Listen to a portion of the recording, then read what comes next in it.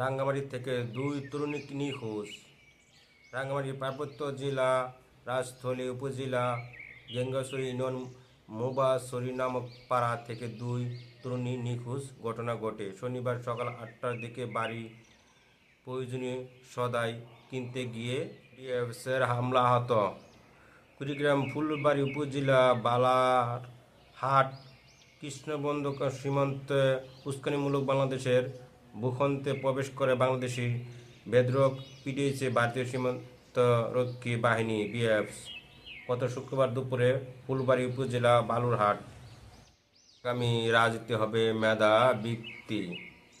ছাত্রদল কেন্দ্রীয় সভাপতি ইব্রাহিম খলিল ফিরোজ বলছেন, আগামী দিনের রাজনীতি হবে মেধাভিত্তি রাজনীতি। খুনাখুনি ও হানাহানি রাজনীতি হবে না, ক্যাম্পাসে ও টেন্ডারবাজি হবে না, শুধুমাত্র মেধাভিত্তি রাজনীতি চর্চা হবে। ছাত্রদল কেউ মাদক অসামাজিক কোনো কাজের সঙ্গে লিপ্ত থাকতে পারবে না।